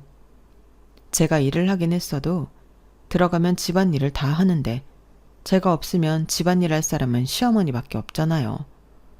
빨래하고 밥하고 청소하고 그걸 시어머니가 다 하셨을 텐데 못할 건 없었겠지만 제가 있으면 안 해도 될 걸 당신이 하고 있으니 그건 그거대로 싫었을 거예요. 저희 시어머니는 며느리를 본 이후 집안일은 손을 완전히 떼다시피 한 위인이었거든요. 그러니 다시 집안일을 하고 싶지는 않았을 거고 그렇게 남편 때문에 들어가게 된 저는 명분도 있으니 그 이후부터는 사는 게 좀 나아졌는데 시어머니도 제가 사는 내내 고분고분할 줄만 알다가 집까지 나가는 모습을 보고 많이 놀란 듯 보였어요. 그리고 그 난리를 한번 겪으니 아들도 슬슬 제 눈치를 봤는데 그래도 제 아들이라기보다 시어머니 아들처럼 살더라고요. 그렇게 시간이 흘렀어요. 세월은 호랑이 기운도 빼내버릴 만큼 힘이 셌는데 시어머니도 예전 같지 않으셨죠. 반면 남편은 이젠 영락없는 배 나온 아저씨가 되었고 저는 손마디는 굵어지고 굳은 살이 여기저기 박힌 아주머니가 되었어요. 고생하면 빨리 늙는다고 하더니 정말 그렇더라고요. 거울 속에 있는 저는 세월을 정통으로 맞은 모습이었는데 후회해도 어쩔 수 없는 제 현실이었어요. 대신 제가 제 분신처럼 맡겼던 저희 딸은 제가 봐도 참 곱고 당차게 잘 자랐는데요. 딸아이만 보면 그렇게 뿌듯할 수가 없었죠. 저희 딸은 공부도 척척 잘하더니 서울에서 내놓으라고 하는 대학도 한 번에 붙었고 시어머니는 그때도 무슨 기집애를 대학 공부를 시키냐고 노발대발했지만 저는 제 돈으로 저희 딸 대학 공부를 다 시켰어요.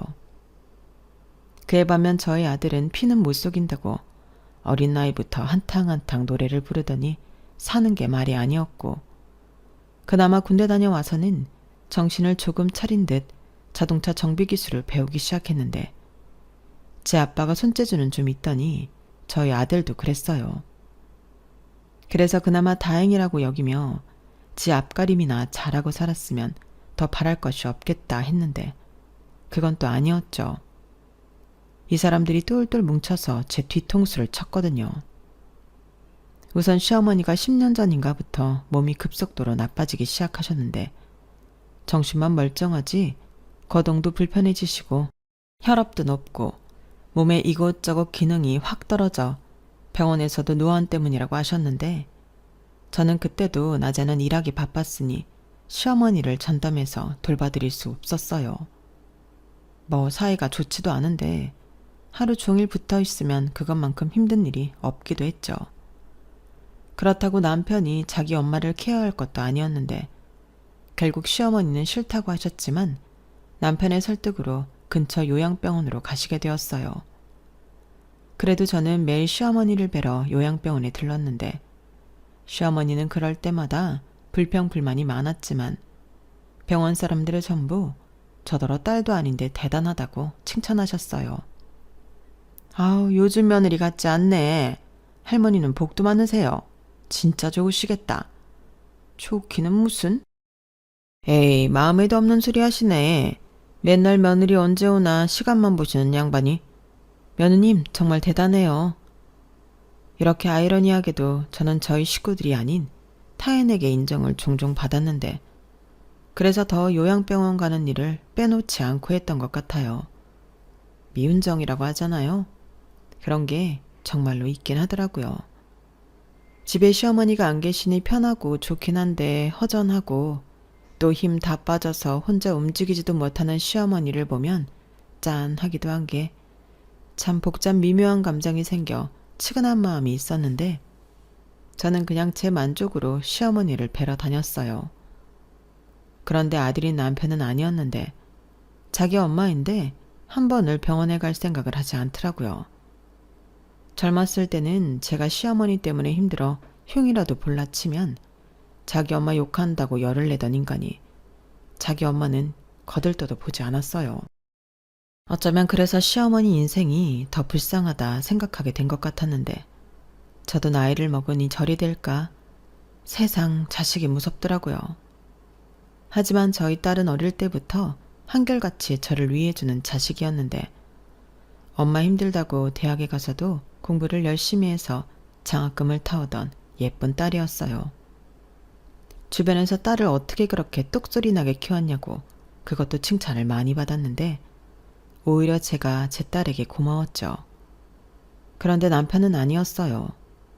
여자가 똑똑하면 팔자만 세진다고 저희 딸만 보면 그렇게 기를 못 주게 안달이었는데 그래서 저희 딸도 제 아빠한테는 달리 정이 없었죠. 그래서 대학에 다닐 때 학교 근처에 방을 얻어줄까 생각도 한 적이 있었는데 딸이 싫다고 했어요. 뭐하러 그런 돈을 써? 나는 괜찮아. 아빠 그러는 거 하루 이틀도 아니고. 그리고 아빠가 나 없을 때 엄마한테 뭐라고 하면 어떡해. 나라도 엄마 옆에 딱 있어야지. 아우, 벌 걱정을 다 해. 아빠도 예전 같지 않아. 요즘은 네 할머니도 없고 네 동생도 나가서 지내고 엄마는 이제는 좀 살 것 같다. 그래도 내가 불안해. 아빠 지금도 잘 있다가 한 번씩 엄마한테 버럭버럭 하잖아. 아니, 아빠는 엄마한테 고맙다고 절을 하지 못할 망정 왜 그러는 거야? 나는 어릴 때부터 진짜 이해가 안 갔어. 몰라. 그래 먹은 사람이라 그런가 보지. 하고 살았어. 네 할머니가 오냐오냐 키웠을 거잖아. 그니까 이게 다 할머니 때문이야. 할머니 진짜 미워. 그래도 너무 그러지 마. 할머니 요즘 이빨 빠진 호랑이 돼서 완전 초라해. 엄마는 그거 보니까 좀 마음이 그렇더라. 엄마도 늙어서 그렇게 되면 어쩌지 하는 생각도 들고. 뭐라고? 엄마는 그런 걱정할 필요가 없지. 내가 있는데. 두고 봐. 내가 성공해서 우리 엄마 완전 호강시켜 줄게. 이렇게 저는 딸 덕에 살았다고 해도 과언이 아니었는데요. 그러다 남편이 시어머니 방을 뒤지는 모습을 보게 되었어요. 꼭 무언가를 찾는 것 같았는데 그래서 바로 도희 아빠 거기서 뭐해? 라고 남편을 불렀고 남편은 별거 아니라고 시어머니 방을 나오더라고요. 그리고 저는 열린 서랍을 통해 남편이 노린 게 뭔지 알았는데 그건 시어머니가 갖고 있던 폐물이었어요. 종종 그 폐물들을 꺼내서 보시고는 이건 나중에 우리 동진이 장가가면 색시 줘야지 라고 하는 소리를 들었거든요. 그래서 힘들어도 팔지도 않고 고이고이 갖고 계셨던 건데 저는 남편이 괘씸했어요. 아무리 주인 없는 방이라고 해도 시어머니가 살아계신데 이건 아니라고 생각했죠. 그래서 남편이 잘 때 몰래 남편이 챙겨놓은 시어머니 폐물을 꽁꽁 챙겨 숨겼는데 남편이 다음날 아침에 그걸 찾느라 난리도 아니었어요.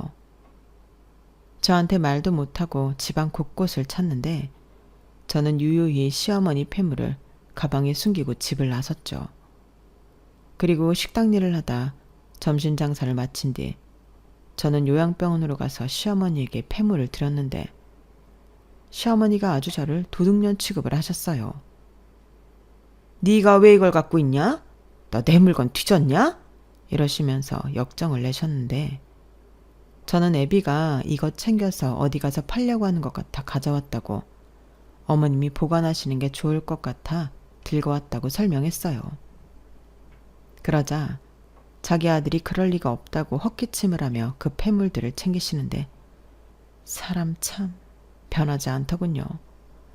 그때는 이런 게 다 무슨 의미 없는 희생인가 그런 회의감에 우울하기도 했는데 놀라운 사실은 그 폐물의 주인공이 저의 아들이 아니었다는 거였어요.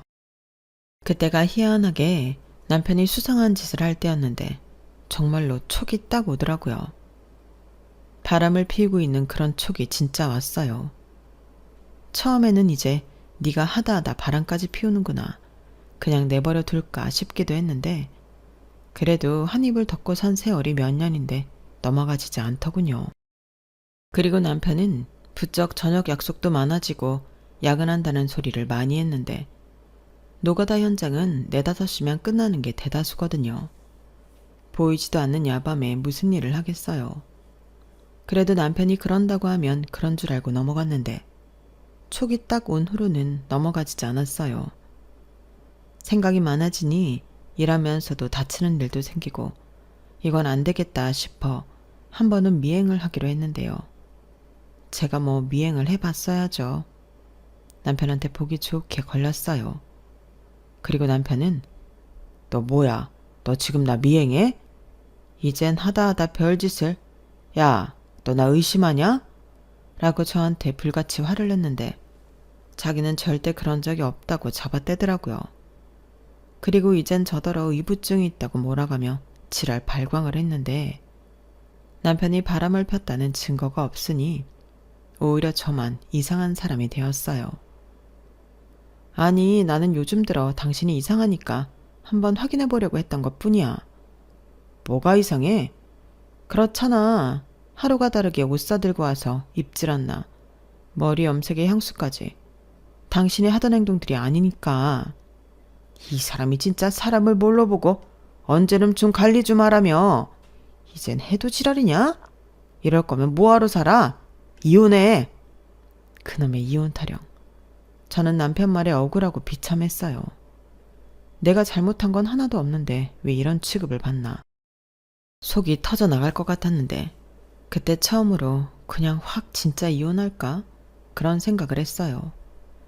전에는 애들도 어리고 저도 뭘 모르니 겁부터 났지만 이젠 다 늙었는데 이혼했다고 손가락질을 받아도 아무렇지 않을 것 같더라고요. 그런데 이렇게는 물러나고 싶지 않았는데 확인이라도 제대로 하고 이혼해야겠다 생각했어요. 딸한테 얘기하니 딸애도 요즘 자기 아빠 하는 짓이 이상하긴 했다고. 제가 없을 때 집에서 혼자 누군가와 이상 야릇하게 통화하는 걸 본 적도 있다고 하는데 딸애가 그랬어요. 엄마, 우리 이거 확실하게 증거 잡아서 제대로 아빠랑 이혼하자. 위자료도 다 챙기고 그 상대방 여자한테 상간녀 소송도 해. 뭐? 너는 그런 걸 어떻게 다 알아? 전에 텔레비전에서 봤어. 아빠가 하도 이혼 타령하니까 그냥 계속 보게 되더라고. 저는 그때부터는 확실한 증거를 찾아야겠다고 생각했어요. 그러다 저를 도와줬던 사장님의 도움으로 탐정? 그런 사설업체 도움을 받기로 했는데요. 증거도 확실하게 확보해준다고 하더라고요. 그래서 도움을 받기로 했는데 일부러 남편한테는 별다른 의심하는 티를 내지 않았어요. 하지만 도둑이 죄발 저린다고 남편은 저를 계속 의식하는 듯 했고 전에 미행했던 걸 가지고 끈질기게 저를 의부증이 있는 여편네라고 몰아세웠는데 한 번은 이혼 서류까지 가지고 나타나 저더러 이혼하자고 하더군요. 대신 저 때문에 하는 이혼이니 저더러 못 만나가라고 했는데 그럴 수는 없었어요. 그래서 싫다고 아니면 그만이지 왜 이렇게까지 하냐고 진짜 뭐라도 있는 거냐고 물었더니 남편이 그러는 거예요. 이거 봐봐. 너나 또 의심했지? 이게 바로 의부증이라는 거야. 나는 의부증 있는 너랑은 한시도 같이 살고 싶지 않아. 그래? 그럼 법으로 해. 이혼소송 그런 거 있잖아. 이 옆에 내가 무슨 말 같지도 않은 소리래. 네가 잘못한 게 맞는데 왜 내가 소송을 해? 그냥 다른 말 필요 없고 여기 도장 찍고 네 몸만 나가. 싫어. 이 집도 내가 벌어서 샀고 어머니 복량에 애들 건사에 다 내가 있는데 내가 왜 몸만 나가? 그렇게 이혼하고 싶으면 이혼해 줄 테니까 당신이 몸만 나가. 그럼 얼마든지 해줄게. 웃기고 있네. 내가 총 맞았냐? 몸만 나가게? 그리고 너만 벌었어? 나도 벌었어. 그래서 그 돈 다 어디로 갔는데? 언제 한번 나 갖다 준 적 있어? 생활비로 쓴 적 있냐고. 당신 어머니 갖다 주고 당신이 쓰고 그리고 없어진 돈이잖아. 언제 도희 학비 한번 내준 적 있어? 여기서 그 말이 왜 나와? 내가 외아들도 아니고 기집애 학비를 내? 내가 진짜 언제고 이 말은 하려고 했는데 네가 딸년을 아주 먹같이 키워놔서 제가 나를 얼마나 개무시하는 줄 알아? 대학물 먹었다고 아주 지 아빠를 동네 돌아다니는 똥개보다 못한 취급을 해. 그러게 딸한테 좀 좋은 모습을 보이지 그랬어? 애도 지 아빠가 제대로 된 모습을 보여주지 않으니까 그러는 거 아니겠어? 당신도 도희 똑똑한 거 알잖아. 진짜 이놈의 옆에 내가 왜 이렇게 기가 살았어? 옛날에는 아주 내가 눈만 치켜뜨면 벌벌 기더니 이젠 서방도 안 무섭다 이거지? 그래, 나도 살 만큼 살았는데 아직도 그렇게 살겠니? 그리고 그런 말 내 앞에서 함부로 하면 안 되는 거 아니야? 나를 얼마나 무시했으면 그런 말을 내 앞에서 아무렇지 않게 해? 그래, 옛날엔 좋았냐? 아무것도 모르고 니네 집에 시집와서 죽어라 고생만 하는 나보고 너는 좋았어? 뭐라는 거야 이 옆에 내가. 좌우간 나는 너랑 살 마음 없으니까 좋은 말 할 때 도장 찍고 이 집에서 나가. 아니지. 이 집 명의 당장 내 앞으로 옮겨놓고 꺼져. 웃기고 있네. 누구 맘대로 어디 뺏어갈 수 있으면 해봐. 저는 남편의 말도 안 되는 요구에 더 발악하며 덤볐어요. 아무리 생각해도 그놈의 의부증으로 저를 몰아 이혼하겠다는 심사 같았는데 제대로 된 증거가 나오기 전까진 어림도 없었죠. 그렇게 보름 정도가 지났을까 드디어 증거 수집을 완료했다고 연락이 왔어요. 그리고 보고 듣게 된 사진과 동영상 그리고 통화들은 아주 놀라웠는데요. 남편은 정말로 바람이 난 게 맞더군요. 게다가 이미 그 여자랑 재혼할 생각까지 한 모양 같았는데 한 동영상을 봤을 때는 정말로 뒤로 넘어갈 뻔했어요. 그 영상 속 배경은 시어머니의 요양병원이었는데 저희 아들도 남편과 그 바람핀 여자랑 거기에 있더라고요. 그런데 제가 보관하는 게 좋을 것 같다고 갖다 드린 시어머니 폐물을 시어머니가 직접 그 여자한테 주는 게 찍혔는데 거기에 녹음된 음성을 들으니 이 사람들은 벌써 가족이나 다름없었어요. 기가 막혔죠. 그 동영상을 보기 하루 전만 해도 제가 자기를 보러 요양병원을 갔는데 시어머니는 아무런 내색도 하지 않으셨거든요. 이놈의 노인네가 다 알면서 시치미를 떼고 있던 건데 그때 느꼈던 배신감은 말로 다 할 수가 없었어요. 거기에 제 아들놈까지 용서할 수가 없었는데 그 사람들이 하는 대화가 진짜 대단하더라고요. 어머니 하는 건 물론이고 시어머니는 그 여자한테 아가야 아가야 했는데 저희 아들놈도 그 여자한테 엄마라고 하는 겁니다. 정말 피가 거꾸로 솟는 것 같았어요. 저한테 증거를 제공한 분이 그러셨는데 그 여자 신상을 털어보니 저희 남편이랑 사귀었던 첫사랑 같다고 하더라고요. 그런데 무슨 술을 파는 바를 운영한다며 저에게 가게 주소와 상호를 알려줬는데 이미 미운정밖에 없던 부부 사이라고 하지만 치가 떨리더군요. 그래서 그날 이후로 요양병원 가던 것부터 끊어버리고 이혼 준비를 하기로 했는데요. 딸이 그날 저녁 음성 파일을 하나 보내줬어요.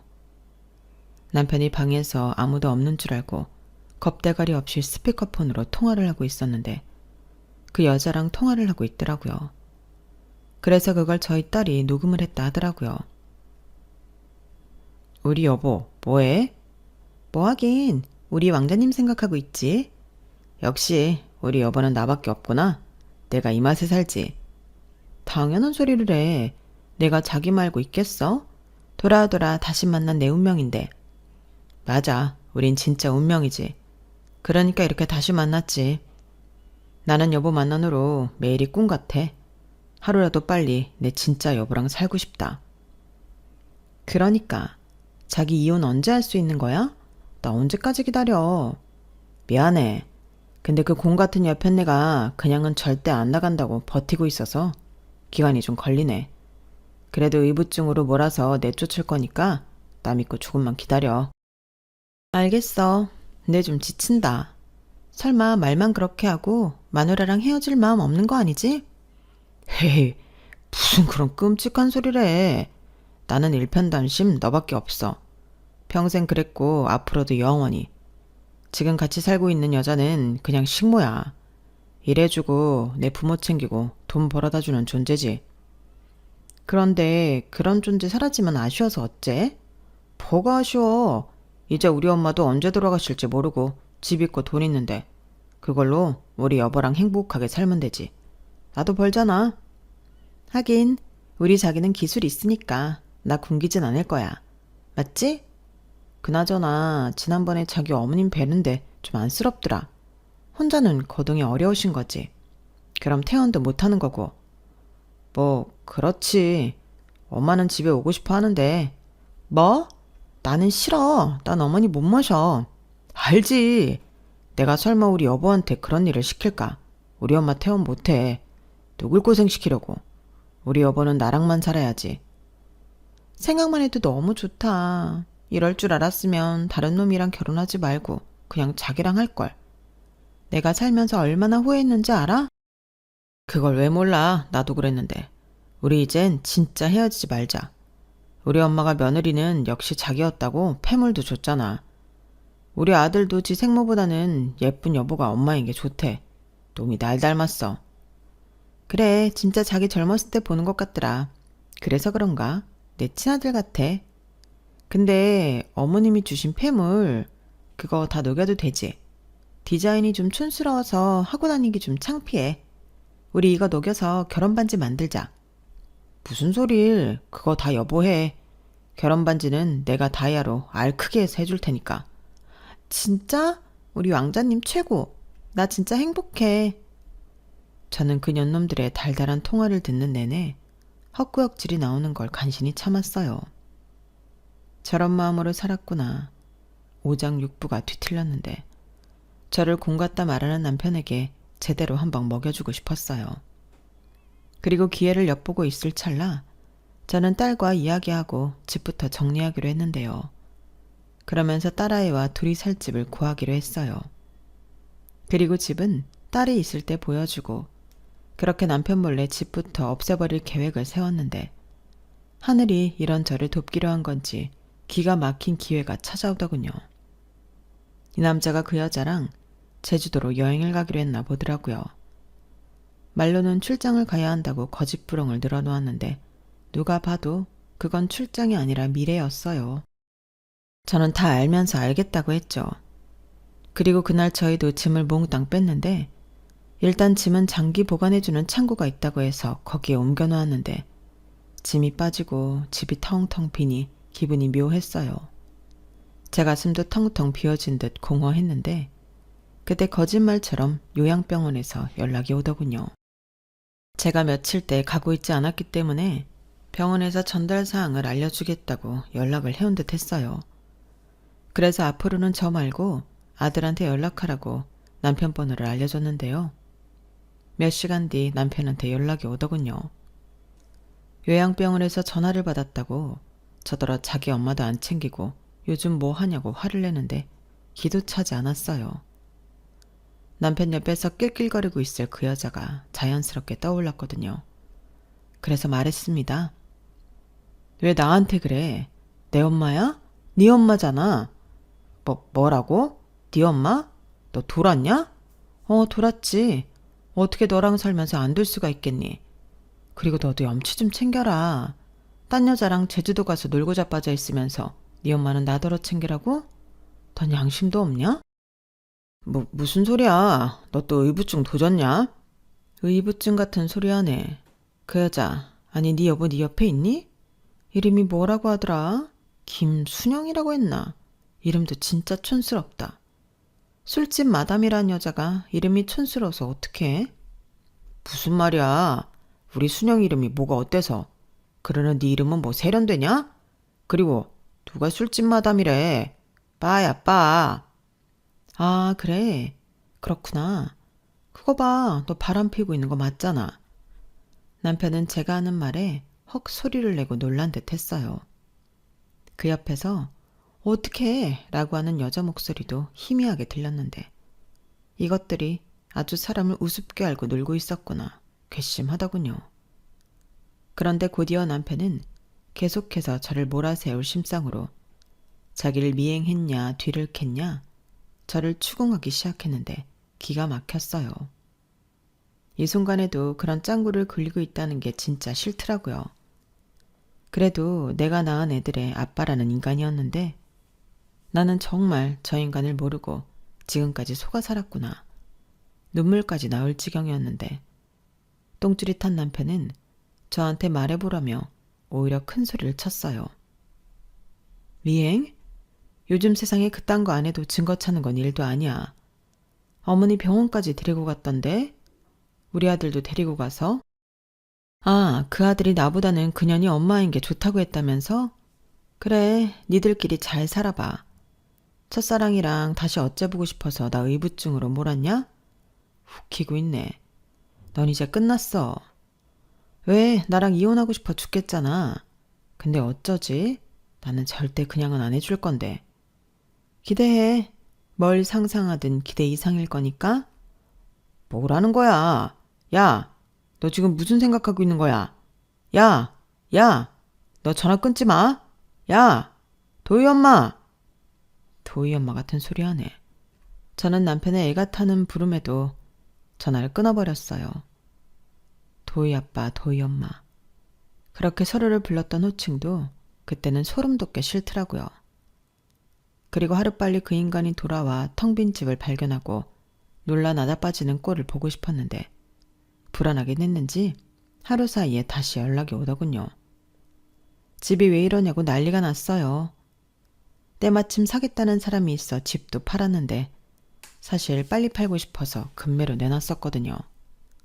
그리고 짐을 빼고 얼마 지나지 않아 계약하자는 사람이 나타났는데 그 사람들도 급한 사정이 있다며 빨리 이사를 들어오고 싶어 했어요.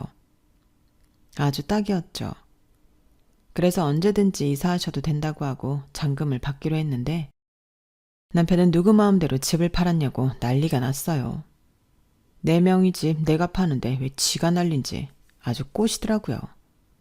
그러면서 자기 집은 어디 갔냐고 묻길래 그 여자 가게로 보내줬다고 했는데요. 그 여자도 난리가 났어요. 아직 제대로 식도 안 올렸는데 이게 뭐냐고 당장 가지고 가라고 했다 하더군요.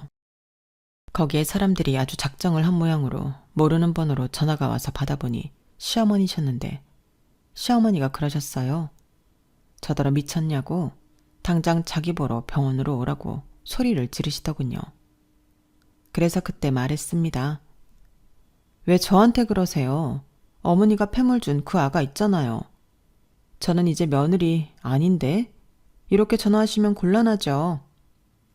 뭐야? 네가 그걸 어떻게? 왜요? 제가 모를 줄 알았는데 알고 있어서 놀라셨어요? 아무리 놀랐어도 저만큼 놀랐을까요? 저는 아무리 저 구박하고 시집살이 시켰어도 어머님이 그러실 줄 몰랐어요. 미우나 고우나 저 아니면 어머니 챙기는 사람도 없었는데 어떻게 저한테 그러실 수 있으세요? 미안하지도 않으세요? 하긴 그런 거 아시는 분이시면 그렇게도 안 하셨겠죠. 네, 어디 새 며느리한테 봉양 잘 받아보세요.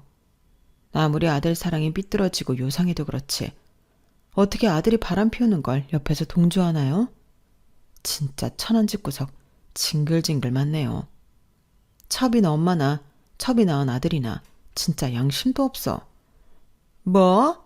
야, 너 지금 말 다 했냐? 첩? 왜요? 제가 틀린 말 했어요? 맞잖아요, 어머니 첩인 거. 그리고 저는 뭐 이런 말도 못할 줄 아셨어요? 저도 어머니처럼 다 할 수 있어요. 하지 않았을 뿐이지.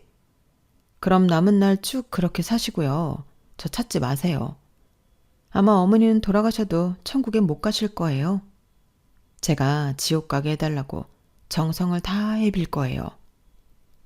저는 그렇게 시어머니한테 가슴에 맺혔단 말이며 증오의 말까지 모두 다 쏟아냈어요. 어찌 보면 다 늙은 시어머니한테 할 소리는 아닌데 그러게 왜 전화는 하셔가지고 그런 소리를 들으시는지.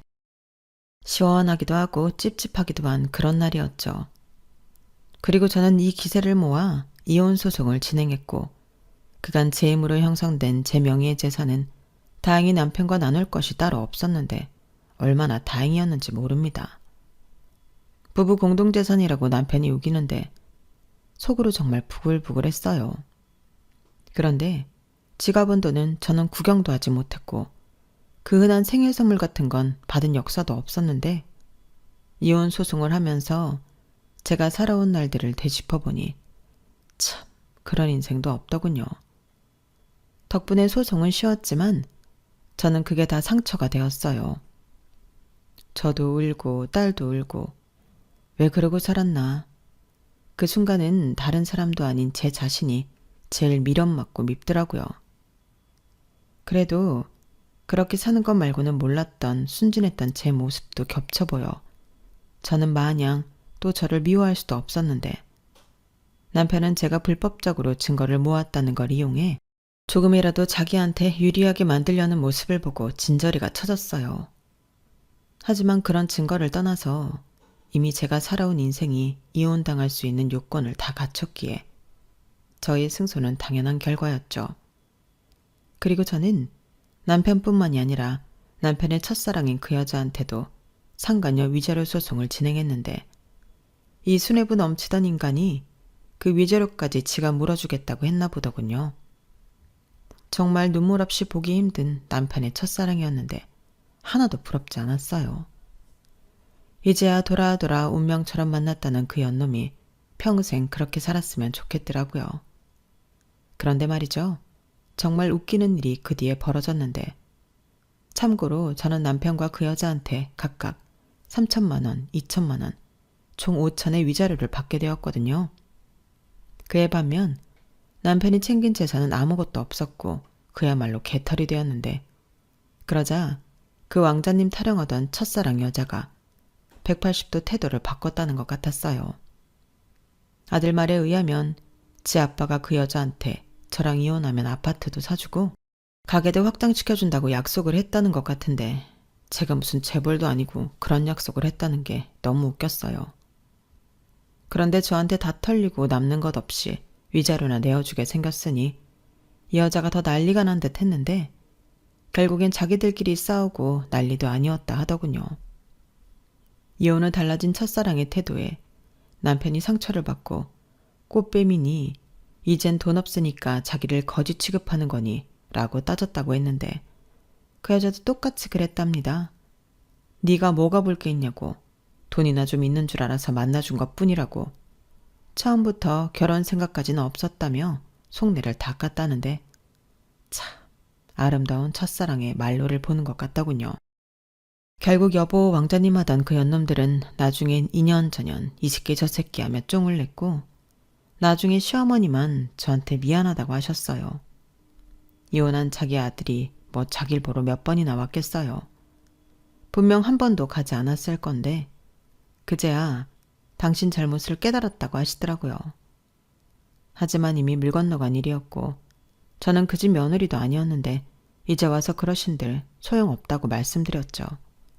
그러자 자기가 아들한테 전화해 이제라도 혼을 내보겠다며 저더러 기회를 달라고 하셨는데, 저는 싫다고 했습니다. 진짜 싫었거든요. 그리고 어떤 이유에서든 다시는 어머님도 어머님 아들도 엮이고 싶지 않다고, 정말 저한테 미안한 마음이 있으면 이렇게 저 찾지 말라고 했는데요. 역시는 역시였어요. 시어머니가 역정을 내더라고요. 저더러 독하다고. 그러니 그렇게 산 거라고 또 악담을 하시는데, 저한테 한 사과도 진심은 아니었던 거였어요. 당장 자기가 아쉬우니 마음에도 없는 소리를 한 건데 제가 그걸 몰랐을 리가 없었죠. 저는 처음부터 그런 줄 알았어요. 정말로 저한테 미안했다면 이혼까지 한 마당에 저한테 연락을 안 할 수가 있었겠어요? 그러니 첫사랑도 깨지고 남편 놈은 개털에, 시어머니는 외로운 마지막을 보내시게 되셨는데 다 순리라고 생각합니다. 자업자득이죠. 그리고 여기 붙었다 저기 붙었다 촉새 같은 짓 하는 아들놈한테도 다시는 엄마 찾아지 말라고 했는데요. 이제 와서 엄마 찾아도 소용없다 했네요.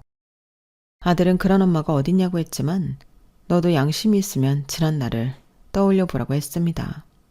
엄마는 누나랑만 살 거라고 했는데 그럼 자기 자립하게 저더러 1억만 만들어 달라고 헛소리를 하더군요. 진짜 제 자식이지만 너무 제 아빠 같아서 싫었어요. 그리하여 매정한 엄마라 생각하실 수 있겠지만 그 아들도 보지 않고 살고 있는데요. 지금은 딸아이랑 둘이 아파트에서 살고 있어요. 가게도 정리하고 지금은 딸이 가장인데 저희 딸은 말만 하면 다 아는 대기업에 들어가 연애도 하고 승진도 하고 아주 잘 지내고 있습니다. 곧 사위가 될 남자친구가 저희 딸을 엄청 챙겨요. 그 모습만 봐도 저는 너무 행복한데 부디 저희 딸은 엄마 인생 닮지 않고 사랑받고 행복하게 살았으면 좋겠습니다. 저는 가게를 정리하고 가지고 있는 것들 전부 정리해서 작은 원룸 건물을 샀어요. 그리고 거기에서 나오는 월세로 지금까지 살고 있고, 큰 돈은 아니지만 제 생활비 정도는 하고도 남으니 앞으로는 제 인생을 즐기며 살 생각입니다. 저희 딸은 시집 가서도 용돈 보내준다, 여행도 보내주겠다고 공약이 참 많은데 저는 그런 것과 상관없이 제 힘으로 이젠 행복해지고 싶어요. 인생은 60부터라고 했으니 제 인생은 지금부터 청춘입니다. 아직은 두 다리 멀쩡하고 기운도 팔팔하니 못해본 거 다 해보려고요. 그 못된 인간들 때문에 희생한 시간들 못지않게 더 오랜 시간 행복하겠습니다. 사연이 쓰다 보니 많이 길어졌네요. 살아온 시간이 워낙 기구하다 보니 내용도 길어졌네요. 부디 바라옵건대 모두가 공평하게 행복한 세상이 되길 바라며 저는 이만 인사드리도록 하겠습니다. 제 이야기 읽어주시고 들어주셔서 대단히 감사합니다. 그럼 모두들 건강하시고 안녕히 계세요. 여러분, 사연 댓글에 응원과 현명한 조언 부탁드려요. 좋아요와 구독은 저에게 큰 힘이 됩니다. 오늘도 좋은 일 가득하세요.